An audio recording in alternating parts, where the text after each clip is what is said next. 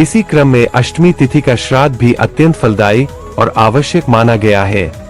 अष्टमी श्राद्ध विशेषतः उन पितरों के लिए किया जाता है जिनका निधन अष्टमी तिथि को हुआ हो। यह श्राद्ध केवल पितृतर्पण ही नहीं बल्कि परिवार में सुख शांति, संतति वृद्धि और समृद्धि का मार्ग प्रशस्त करने वाला होता है।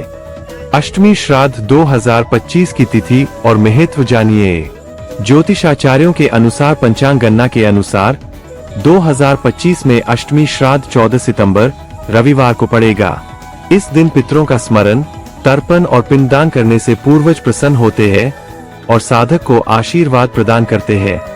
अष्टमी तिथि को किए गए श्राद्ध से विशेष रूप से उन स्त्री पुरुषों की आत्मा को शांति मिलती है जिनका निधन आकस्मिक या अल्पायु में हुआ हो।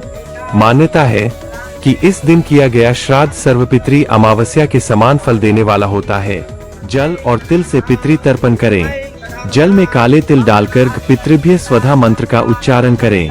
पिंडदान भी होता है इस दिन। चावल, तिल और घी मिलाकर पिंड बनाएं। पिंडों को पीपल या वट वृक्ष के नीचे या किसी पवित्र स्थल पर अर्पित करें। ब्राह्मण भोजन और दान करना चाहिए।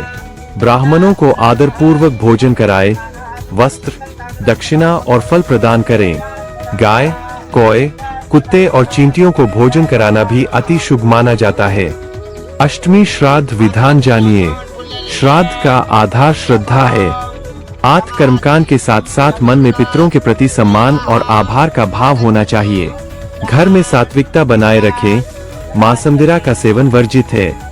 पितरों को निमंत्रण देते हुए यह मंत्र बोला जाता है, ओम नमः पितृभ्य स्वधा नमः।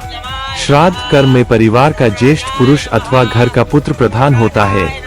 अष्टमी श्राद्ध की कथा जानिए। पौराणिक कथा के अनुसार अष्टमी श्राद्ध में किन सावधानियों को रखना जरूरी होता है। श्राद्ध कर्म में शास्त्रों ने कई नियम और निषेध बताए हैं। इनका पालन करने से पितरों की कृपा सहज प्राप्त होती है। श्राद्ध दिवस पर व्रत रखें और सात्विक आहार ही ग्रहण करें। किसी भी प्रकार का क्रोध, असत्य और कटु वचन न बोलें। घर में मांसाहार, शराब और नशे का प्रयोग वर्जित है। स्त्रियां यदि नियम पूर्वक कर सके तो श्राद्ध में भाग लें, अन्यथा केवल पुरुष ही श्राद्ध करें। दक्षिण दिशा को पितरों की दिशा माना गया है। उसी ओर मुख करके तर्पण करना चाहिए। श्राद्ध के दिन घर में उत्सव या श्रृंगार से बचना चाहिए। भोजन बनाने में लहसुन प्याज का उपयोग न करें। श्राद्ध में यथासंभव कुशा, तिल और गंगाजल का प्रयोग अवश्य करें।